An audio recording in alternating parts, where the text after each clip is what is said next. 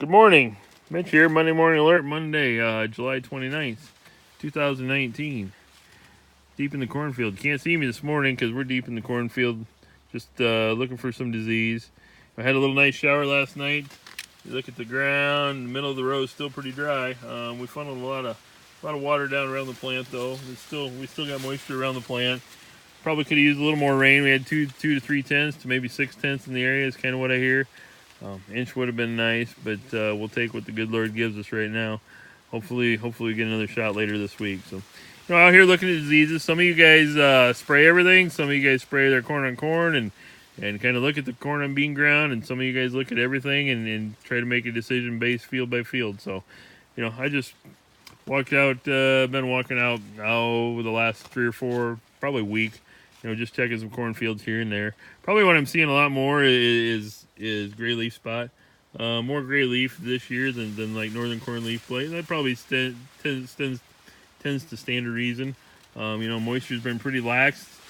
Temperature's been pretty high for the last 3 weeks. So that probably helps us in the growing degree unit age area, but probably ratchets back on the yield and takes away on that end. So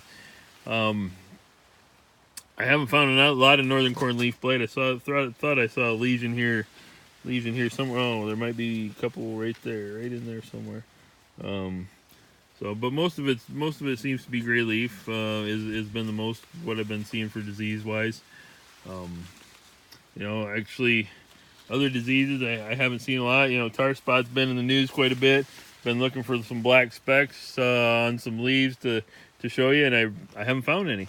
I haven't even found one to take a picture of in the last 3 or 4 days. So tar spot doesn't seem to be one of those diseases this year like it was last year. Progressing along really nicely. It looks like we're pollinating. We're getting some brown silks out here. We're pollinating. We're heading down that road. 60 days from now, we ought to be black layered maybe if we have any luck.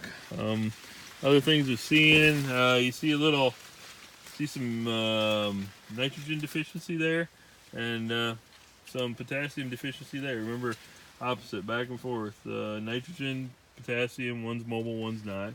So those are things you can see in the field. Test your ability and see how your growing season's going for yourself.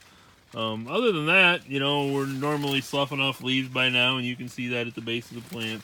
They didn't get any light, and using the factory up above to create the carbohydrates, to make the corn, to make the ear, and to make the whole system work well.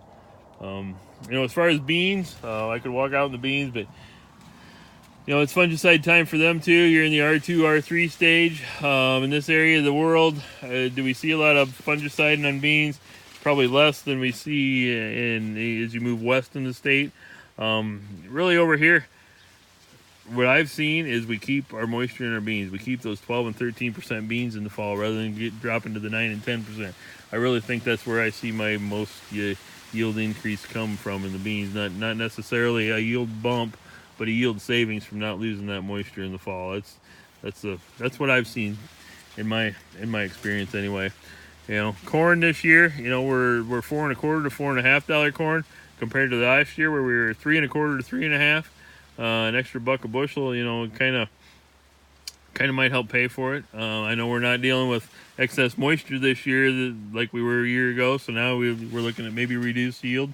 But maybe we're looking at holding on to that yield, looking at holding on to 10 to 15 bushel rather than having to hold on to 15 to 20 bushel like a year ago. So, those are all things to consider, and when you're doing your own math in your head and deciding whether you want a fungicide or not. So, other than that, if you have any questions or need me to look at anything, just don't hesitate to give me a call, and have a great week.